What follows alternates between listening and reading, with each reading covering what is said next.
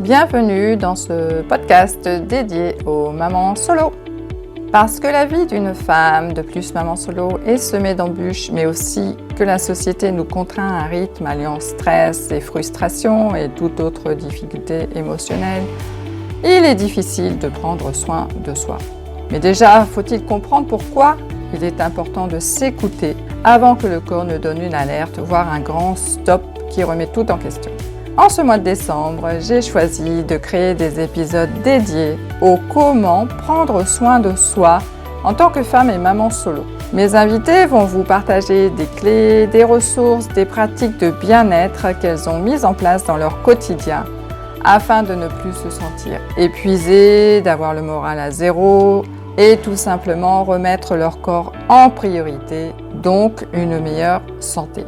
De plus, des cadeaux en cette période de fête vont vous être proposés car depuis dans leur parcours professionnel, elles sont devenues accompagnantes thérapeutes de femmes. Alors écoutez les épisodes jusqu'au bout pour connaître ces surprises. Et puis si vous êtes maman solo qui souhaite partager des conseils bien-être pour éviter les débordements émotionnels, le stress, la gestion du temps, la gestion des enfants, l'éducation des enfants ou toute autre problématique, vous êtes la bienvenue dans ce podcast. Contactez-moi par mail ou via la messagerie du réseau sur lequel vous écoutez cet épisode. Donc découvrez cet épisode en prenant de quoi noter pour écrire les clés qui vous inspirent et une boisson chaude et on est parti pour l'épisode du jour. Mon corps, mon temple. Rappelle-toi que ton corps est ton véhicule, celui qui te transportera toute ta vie et qu'il faut en prendre soin. Car prendre soin de lui, c'est prendre soin de toi. Donc bonjour à toutes et à tous, j'ai l'honneur d'accueillir dans ce troisième épisode portant sur le thème comment prendre soin de soi en tant que femme et maman solo, Claire.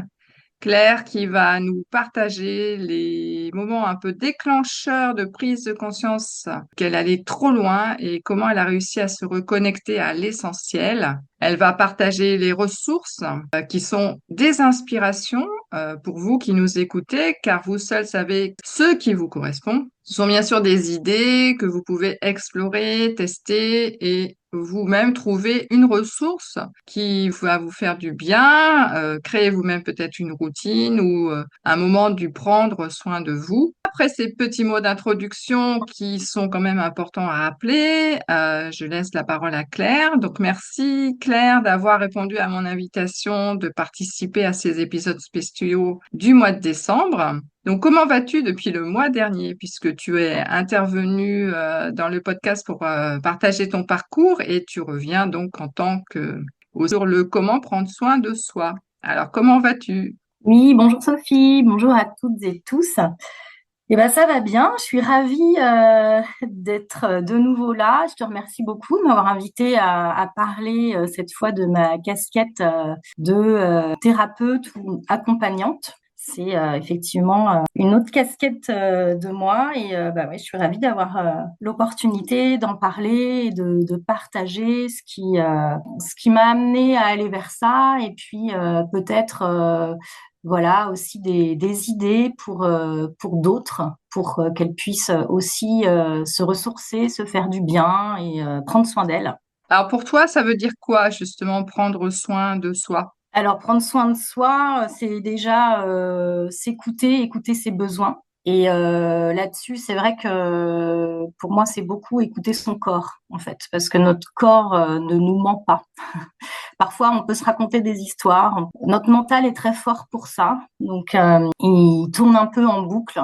On peut avoir tendance à ressasser ou à se faire des films et sans même s'en rendre compte, à se mentir à soi-même ou être dans le déni ou autre. Mais notre corps, en fait, vient souvent nous rappeler à l'ordre. Donc, c'est très important voilà, d'être à l'écoute de son corps et puis d'en prendre soin, de le respecter, de l'aimer. Et il a beaucoup de choses à nous dire. Ouais, C'est ce que je disais en introduction, effectivement, hein, c'est le véhicule que l'on a pour toute la vie. Donc, il est important d'en prendre soin pour qu'on puisse justement vivre une vie sereine, être capable, être en bonne santé, pour pouvoir aussi réaliser des objectifs, hein, des projets de vie. Si on veut, je sais pas, faire le tour du monde ou faire un métier qui nous passionne, sans notre corps, on peut rien faire. Donc pour toi, ouais. quel a été le moment, voilà, déclencheur de la prise de conscience que tu allais trop loin?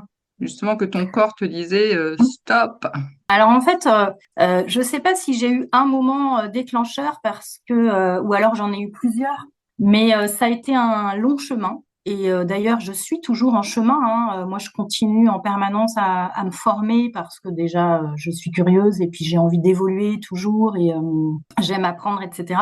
Mais du coup, ça a commencé assez tôt, ce chemin. Alors, avant de m'intéresser au corps, comme je suis quelqu'un d'hyper mental, hyper cérébral, j'ai commencé moi par m'intéresser à la psychologie en fait. Donc l'étude de la psyché, la connaissance de soi, etc. Donc ça a commencé, tu vois, au début de l'adolescence, vers 12 ans, ouais, 11, 12, 13 ans. Ma mère avait des livres de psychologie, alors je pense pas mal pour comprendre ces enfants qui étaient dans l'adolescence, dont moi d'ailleurs. Et je les lisais un peu en cachette parce que, tu vois, à l'époque, c'est vrai que il n'y avait pas forcément trop de dialogue à ce moment-là, hein, à cette époque-là, entre les parents et les ados. Et donc voilà, moi je lisais ces bouquins, ça me passionnait. Et à 17 ans, je voulais faire des études de psycho quand j'étais en terminale. Et là, je me souviens d'une phrase que ma mère m'a dit. Elle m'a dit oh, mais t'as bien assez de tes problèmes pour t'occuper de ceux des autres. Tu verras quand tu auras 40 ans. Et tu vois ce genre de petite phrase anodine, voilà, une phrase comme ça, dite au détour d'une conversation, en fait, tu sais, parfois ça te marque au fer rouge. Et en effet, tu verras que effectivement, j'ai quasiment attendu 40 ans pour m'autoriser à aller dans cette voie. Mais en fait, ce truc-là était en moi, quoi. Donc du coup, bon, j'ai suivi une autre voie, mais qui me passionnait pas, hein, voilà. J'ai fait moi-même une psychanalyse de 2005 à 2007, donc j'ai de 27 à 29 ans, en gros, hein, parce que je me sentais pas spécialement heureuse dans ma vie, hein. Je me posais plein de questions, je pense que j'avais plein de choses à lâcher, à éclaircir, à comprendre. Bon, comme tout un chacun, hein, je dirais. Mais bon, en tout cas, moi, je voulais tout comprendre, tout. Déjà petite, hein, je passais ma vie à poser des questions. Mes parents m'appelaient la raisonneuse. Bon, c'était pas forcément. Enfin, moi, je le prenais pas du tout comme un compliment. Mais bon, bref. Après, il faut savoir aussi que quand j'avais 13 ans, il y a eu au sein de ma cellule familiale, voilà, des tentatives de suicide et de dépression au sein de ma famille. Donc bon, le contexte familial était franchement pas évident. Donc voilà, j'ai fait cette psychanalyse. J'ai commencé le yoga aussi à la même époque, donc toujours de 2005 à 2007. Et puis en 2008, donc je suis arrivée à Nantes. J'ai eu mes deux enfants et en fait, moi, je me posais toujours autant de questions sur la vie, etc. J'ai repris le yoga parce que le yoga, alors on prend soin de son corps, mais c'est quand même une discipline spirituelle aussi, hein, c'est le corps et l'esprit. Et d'ailleurs, j'en fais toujours aujourd'hui, hein, donc ça va faire 12 ans. Et puis, fin 2014, en fait, mon ex-mari, le père de mes deux filles, m'a quittée. Alors, c'est sûr que ça a certainement été un autre déclencheur, mais oui, ça a été une difficulté. Donc là, en fait, je me suis fait accompagner par une sophro-analyste art-thérapeute que j'avais rencontrée à mon cours de yoga. Et elle m'a accompagnée, je dirais, de 2013 à peut-être, je sais plus précisément, mais peut-être bien 2016 ou 2017. Et en fait, ça m'a ouvert les yeux parce que je trouvais quand même que quand on restait dans la psychologie ou la psychanalyse, la psychothérapie, voilà, ça restait encore très mental. Alors tu peux détricoter à l'infini si tu veux. Oui, tu peux retourner à l'enfance, et tu peux comme ça tirer le fil, etc. Mais finalement, à un moment, ça a ses limites.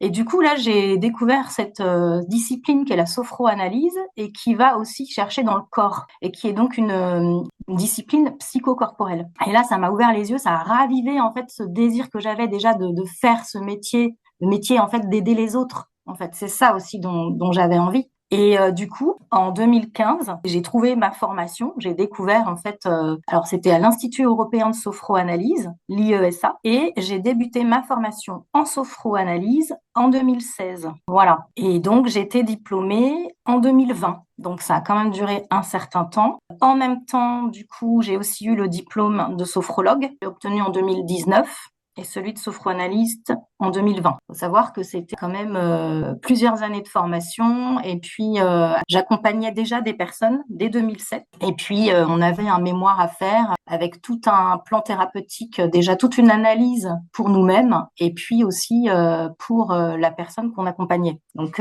c'était très très formateur. Donc moi, sachant que je travaille quand même à 80% à côté, donc j'ai fait ce qu'on appelle un cumul d'activités. C'était voilà une activité secondaire. J'avais pas forcément non plus 100% de mon temps forcément pour cette activité. Et en plus, 2020, c'était l'année du Covid. Donc c'est vrai que bon, c'est un peu mal tombé entre guillemets pour moi. Mais j'avais toujours quand même, on va dire, 3 personnes à peu près que j'accompagnais en même temps. Donc à un moment, j'ai loué un cabinet. Et puis finalement, j'ai décidé de dédier une pièce de ma maison pour accompagner. Donc aujourd'hui, je garde mon travail à 80% pour assurer ma sécurité financière et matérielle. Hein.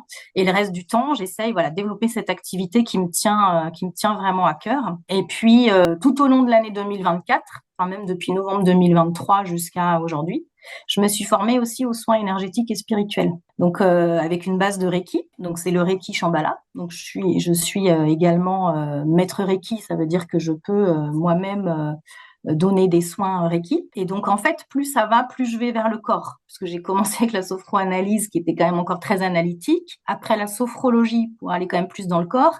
Et là, je suis allée carrément vers l'énergétique. Et là, on est vraiment sur des ressentis, quoi. Enfin, il n'y a même plus d'analyse, en fait. Et parce que là, je peux avoir des visions ou des messages qui me viennent pendant le soin. Donc aujourd'hui, donc je peux proposer ces différents soins. Pour les soins énergétiques, voilà, j'ai une table de massage. Hein. Je peux accueillir dans un cadre bienveillant, bien cocooning. Par exemple, cet été, j'étais au bord de la Méditerranée, et il y avait des méduses. Je me suis fait piquer par une méduse.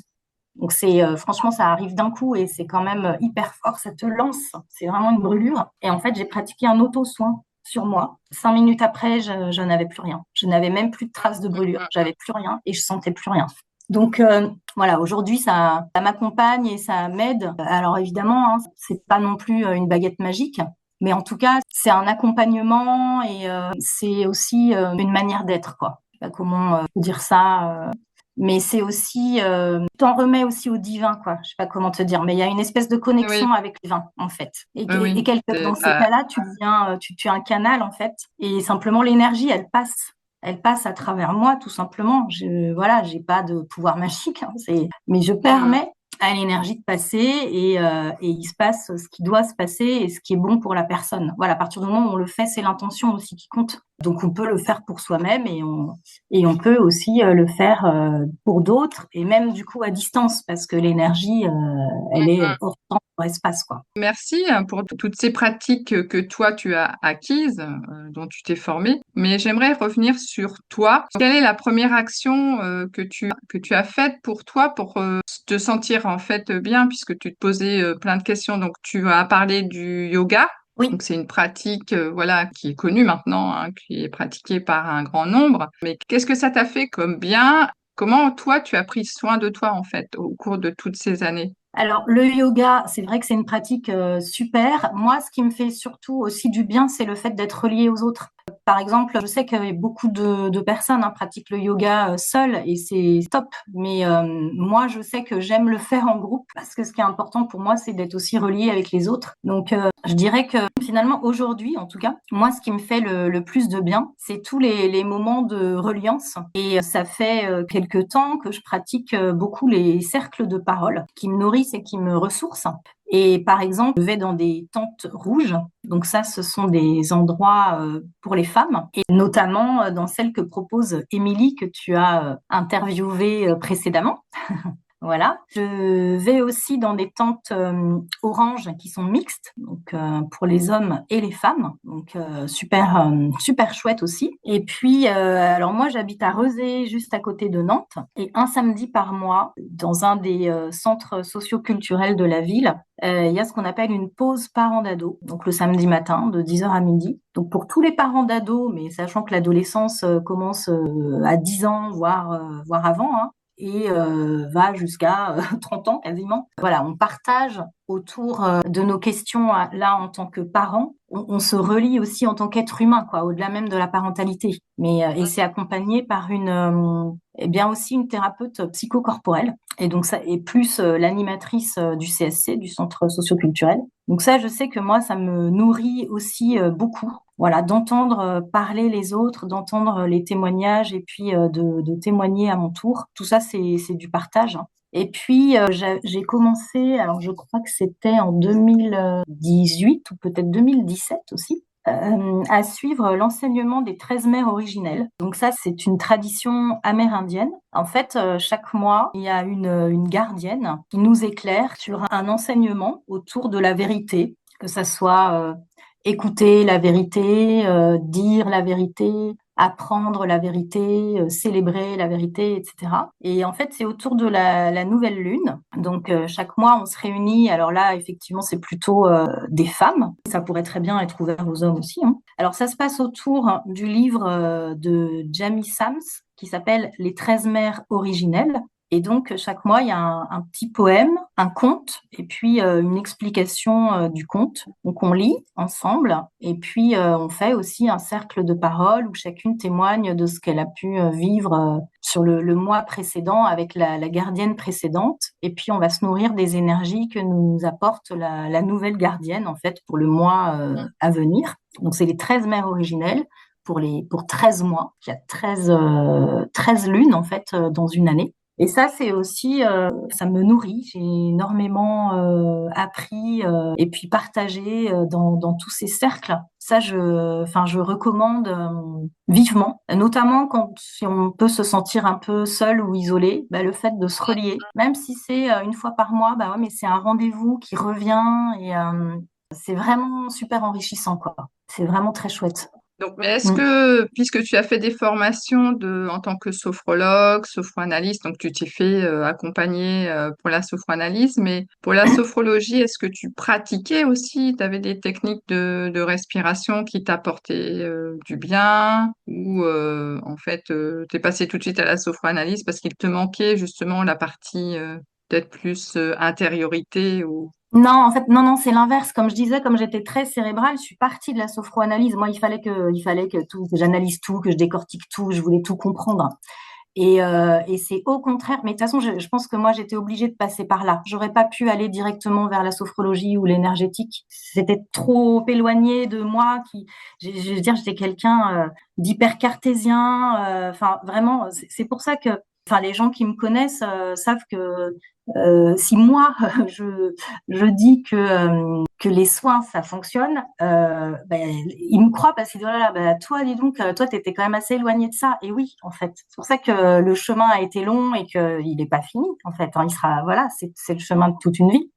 Mais avant de pouvoir vraiment aller dans le corps, voilà, il a fallu que je chemine et pratiquer du coup la sophrologie en fait en accompagnant, en proposant mes séances. Bah en fait quelque part, moi aussi ça me faisait pratiquer. Et comme j'avais au moins une personne toutes les semaines, bah comme ça, moi toutes les semaines ça me faisait aussi ma séance. En fait, quand on donne, on reçoit et inversement. Donc c'est un échange aussi, c'est une connexion avec l'autre personne. Moi, en individuel, aujourd'hui, c'est plus des temps de méditation, en fait, que je fais. Où j'allume une bougie et simplement, j'essaye de faire le vide dans mon esprit et d'être là. Donc, effectivement, la première étape, souvent, c'est de respirer. Alors, on respire sans même s'en rendre compte, mais c'est de respirer en conscience. Et on peut faire ce qu'on appelle la cohérence cardiaque, hein, qui est de compter, par exemple, 4 temps sur l'inspire, 4 temps sur l'expire. Et tout le temps comme ça. Ou alors 2 temps, enfin peu importe. Mais en tout cas, le même nombre, on compte autant qu'on peut. Hein, si c'est jusqu'à 3, voilà, on inspire, 1, 2, 3. On expire, 1, 2, 3. On inspire, etc., etc. Et au départ, on se force un peu. C'est pas forcément hyper naturel. Mais quand on se concentre sur notre respiration, c'est assez compliqué, là, pour le coup, pour le mental, de venir s'immiscer, venir nous embêter avec des pensées limitantes. Donc, c'est pour ça que souvent, voilà, on commence par là, par se concentrer sur la respiration et par compter le temps. Et du coup, ça calme aussi, ça calme le corps. Donc ça, c'est un premier exercice qu'on peut tous faire. Il y a même des applis de cohérence cardiaque où Oui, on oui, il y suit. a des applis. Et toi, tu le faisais quand? Plutôt le matin ou plutôt le soir? Enfin, moi, je dirais les deux, parce que Alors, de toute façon, on peut le faire à tout moment, hein. même Déjà, le à un midi. moment, ah ben, carrément, même dès qu'on a un stress, en fait. Mais Oui, dès après, qu'on voilà, sent, voilà. ouais, dès que, par exemple, aussi une colère qui monte, ou je sais pas, même que ça soit justement son enfant, ou même son conjoint, j'en sais rien, qui vraiment, là, c'est juste pas possible, quoi. Alors, le mieux, c'est quitte la pièce, hein, et puis, voilà, on va se faire ces respirations-là, déjà, pour calmer le cœur, calmer le corps. Et puis après, il y a plein d'exercices, voilà, de lâcher prise en sophrologie qu'on peut faire. Et tout pendant qu'on fait ces exercices, et ben voilà, le corps se détend et au moins on n'est pas dans nos pensées à ruminer. Et rien que ça déjà, ça fait du bien. Et il y a des exercices effectivement spécifiques pour lâcher, pour la détente.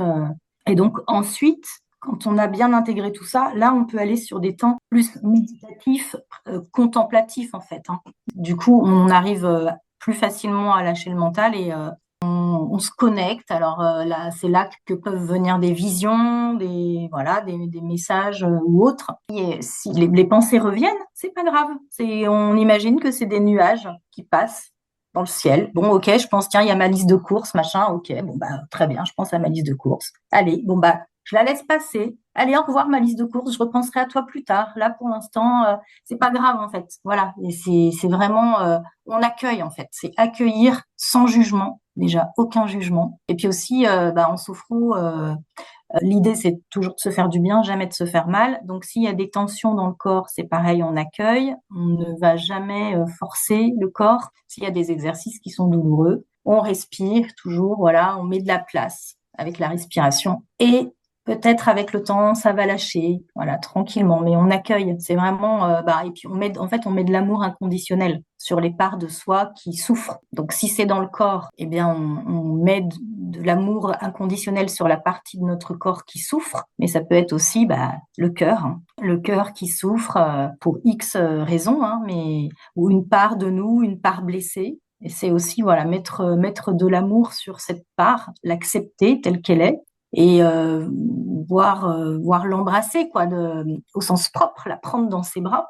Et puis aussi, bon, moi, ce qui me fait beaucoup de bien, c'est pas très original, hein, mais c'est tout ce qui est balade en nature. La nature nous ressource énormément. Et quelle que soit la saison, hein, l'hiver aussi, c'est pas gênant. Il suffit de se couvrir et d'aller se balader en forêt, au bord de la mer, même dans des parcs. Si on est en ville, il y a toujours des parcs, des jardins, tout simplement près des arbres, au pied d'un Oui. arbre, tout Parce que simplement, hein. toute la nature, c'est la ressource en fait, c'est une ressource énergétique.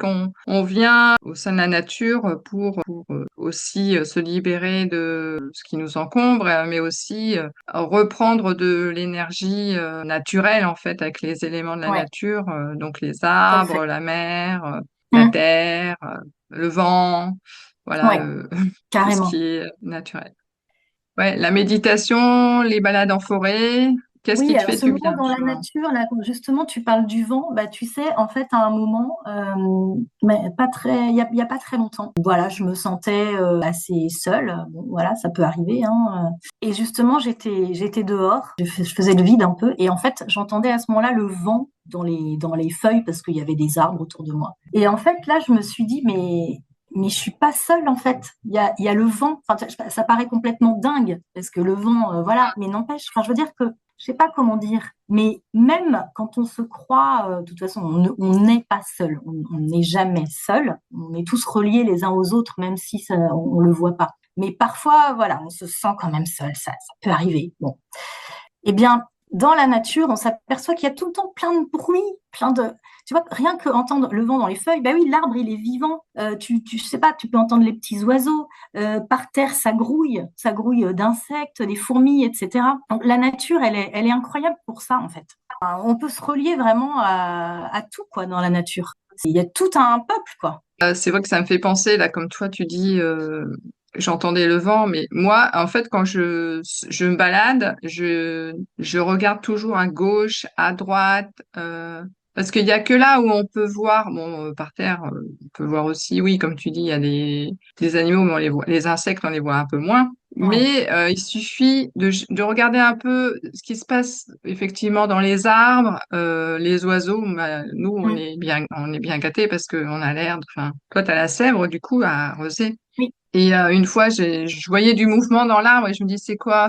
Moi, j'adore. Et j'ai vu un écureuil, Mm. quoi. J'ai jamais vu un Ah, écureuil de génial. si près. Voilà, ils Ah, sont tellement rapides qu'il faut ouais. faire hyper vite pour les voir. Et rien que ça, je me dis, waouh. Enfin, voilà, gratitude, quoi. Magique. Gratitude Ah ouais.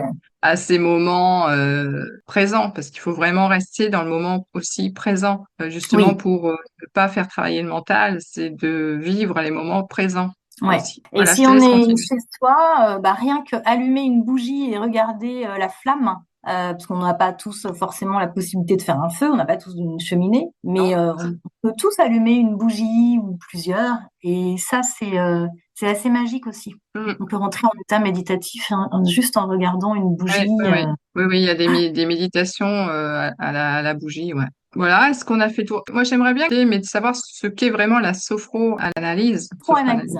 Alors, la sophroanalyse, bah, comme son nom l'indique, il y a de la sophrologie et de l'analyse, un peu comme la psychanalyse. Donc, simplement, on va utiliser des techniques de sophrologie donc pour aller dans le corps, pour détricoter un petit peu, analyser du coup pourquoi on est comme ça aujourd'hui, pourquoi quand je vis ça, pourquoi est-ce que je me sens comme ça, qu'est-ce qui se passe, qu'est-ce que ça me fait dans mon corps. Donc, on va se servir du corps comme support pour aller analyser et comprendre, en fait.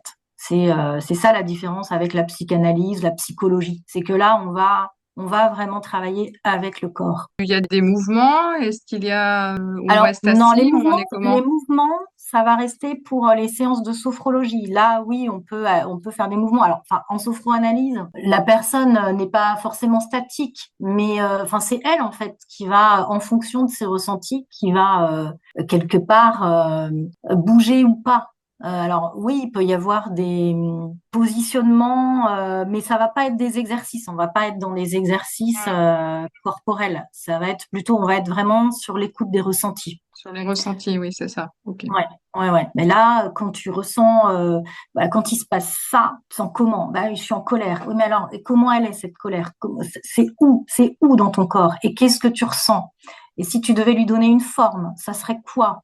Est-ce que tu peux la visualiser? Et puis, est-ce que tu peux lui parler? Est-ce que tu peux la voir face à toi, cette colère? Comment elle est? Si c'est une part de toi, elle a quel âge? Elle est comment? Etc. Et voilà, on va analyser, mais vraiment à partir du ressenti de la personne. D'accord. En sophrologie pure, on va plus, bah justement, ça va être des exercices corporels. Là, on va pas aller analyser, mais ça fait aussi beaucoup de bien. Ça fait beaucoup de bien, puis ça détend, et donc ça fait du bien aussi au moral, au mental. Mais on va pas aller dans l'analyse comme en sophroanalyse. Mhm. Combien de temps ça dure, une séance, je sais pas, de sophrologie ou de sophroanalyse, et à quelle occasion elle pourrait venir consulter? Alors, sur une séance de sophrologie, on est plutôt sur 1 heure. Pour la sophrologie, hein, j'ai bien dit sophrologie. Pour la sophroanalyse, on sera plus sur 1 heure et demie. Donc là, moi, j'ai envie de proposer aux auditrices et ou aux auditeurs, hein, s'il y en a qui nous écoutent, ça c'est avec plaisir, un tarif un peu spécial si elles viennent voilà, de la part du podcast Maman Solo. Parce que il y a aussi un cadeau que Claire propose, hein, voilà, le troisième épisode, c'est aussi au mois de décembre, il y a des tarifs, voilà, des petits cadeaux que vous réservent les invités. Alors, Oui. Du coup, j'ai envie de proposer, alors si c'est une séance de sophroanalyse du coup d'1 heure et demie, de la proposer à 50 € au lieu de 70 pour 1 heure et demie. Et pour 1 heure, si sophrologie, eh bien, de la proposer à 40 euros au lieu de 60. Mais après, le temps, on peut aussi en parler, on peut faire plus long, plus court si besoin. Bon, en dessous d'1 heure, ça, c'est un peu compliqué. Mais, enfin, voilà, c'est possible d'en discuter, il n'y a pas de problème. Et puis, je propose aussi les soins énergétiques sur table. Donc là, c'est pareil, ça peut être 1 heure, ça peut être 1 heure et demie. Et là, j'ai envie de les proposer aussi à 50 euros au lieu de 70. Et ça peut être à toute occasion, hein. Ça peut être tout simplement pour se sentir mieux. Ça peut être, si c'est en sophroanalyse, par rapport à une problématique, hein, quelle qu'elle soit, hein, que ce soit relationnelle, émotionnelle, tout est OK. Hein. Et ça peut être juste pour se faire du bien. En énergétique, ça peut être pour se réaligner, équilibrer les énergies, se relier, être en connexion. De toute façon, c'est un réalignement corporel des énergies, hein, des chakras. Et puis après, il y a toujours une intention dans le soin. Donc là, c'est la personne, hein, qui choisit son intention, qui vient mettre l'intention, qui me dit son besoin, et quel qu'il soit, et on l'accueille et avec grande bienveillance. Je remettrai donc tout ça dans le descriptif et les tarifs des contacts surtout, puisque on te contacte par mail, par téléphone. Alors oui, je pense que le mieux, c'est peut-être de laisser mon numéro de téléphone. Après, D'accord. oui, j'ai aussi le mail que je remettrai. Et puis, j'ai un site internet, c'est Ouais. Oui. www.l'éveildelaconscience.com. Tout accroché, l'éveil de la conscience, sans apostrophe. Bah, Mais tout je ça, pense je que le remettrai dans le descriptif avec tes coordonnées et tout ça. On arrive doucement à la fin de ce numéro 3 d'épisode spécial sur le comment prendre soin de soi en tant que femme et maman solo. Et est-ce que toi, après tout ce chemin que tu as parcouru et que tu continues de parcourir, qu'est-ce que tu peux en tirer comme leçon et quel message tu voudrais transmettre aux femmes et mamans solo qui vont écouter cet épisode? ben, j'ai envie de leur dire de toujours garder la foi. Ça, c'est super important, de croire en elles. Et parfois, le chemin est long. Ben, c'est pas grave, c'est pas grave. Chacun, chacune, son rythme. Parfois, il y a des moments où ça s'accélère et puis des moments où ça ralentit dans la vie. C'est comme ça. C'est comme au moment du Covid. Il y a eu un ralentissement mondial qui a fait sur certains plans beaucoup de bien aussi. C'est important en tout cas de rester focus sur ce qu'on veut, sur ce qui est bon pour nous. Et puis, voilà, d'y croire, de continuer à avancer. Et à un moment, il va se passer quelque chose, quoi. Même si c'est pas immédiat, parfois ça prend du temps. Et franchement, enfin, moi, j'en suis un peu la preuve, hein, parce que pour moi, toutes choses prennent du temps. Mais c'est pas grave. On avance toujours, qu'elle continue à aller de l'avant, et même si elle traverse une période difficile, de toute façon, aujourd'hui, hein, c'est au niveau mondial, c'est pas confort. Voilà, c'est un peu la confusion, mais c'est pas grave qu'on reste, que chacune puisse rester focus sur ce qu'elle a envie de vivre. Et là, en plus, on est en fin d'année, donc ça peut être le moment de faire un petit bilan sur son année et surtout ses intentions pour 2025, ce qu'on a envie de vivre dans sa vie, de mettre en place au quotidien. Donc prendre soin de soi, je dirais, c'est la première chose, hein, parce que c'est la personne la plus importante pour soi, bah, c'est soi. Hein. C'est avec nous-mêmes qu'on va vivre toute notre vie. Les autres, malheureusement, on ne sait pas. Voilà, on peut espérer, mais on ne sait pas. Par contre, soi-même, bah oui, on sera toujours avec nous-mêmes. Donc, on a quand même intérêt, et c'est pas de l'égoïsme, hein, mais penser d'abord à soi pour mieux pouvoir ensuite être en relation avec les autres, en ce qui me concerne, mieux accompagner aussi. Mais voilà, faut déjà, c'est soi d'abord, mais dans l'accueil, dans la bienveillance, pour mieux se relier aux autres. Et si les personnes veulent aussi me contacter pour se relier avec l'enseignement des 13 lunes, c'est possible aussi. Hein, il n'y a Oui, pas de bah, je problème. mettrai aussi un petit mot là-dessus sur ce que c'est cet enseignement des 13 lunes que je ne connaissais pas du tout. Voilà, j'ai appris quelque Ah, chose de bah nouveau super, aujourd'hui. super. Je connais les tentes rouges et les tentes oranges, mais alors Oui, l'enseignement des 13 lunes, très intéressant. Merci beaucoup Claire pour Avec ce plaisir. partage inspirant de ces pratiques qui, j'espère, ont un peu éclairé les auditrices et auditeurs.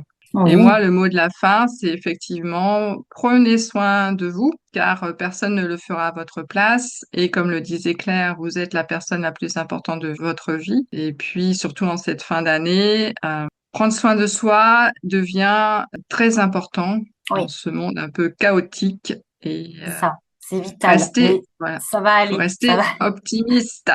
Oui, ça va aller. Restons ouverts, gardons la foi. Ça va bien se passer. Alors, merci Claire et puis à bientôt pour un autre épisode de ce podcast.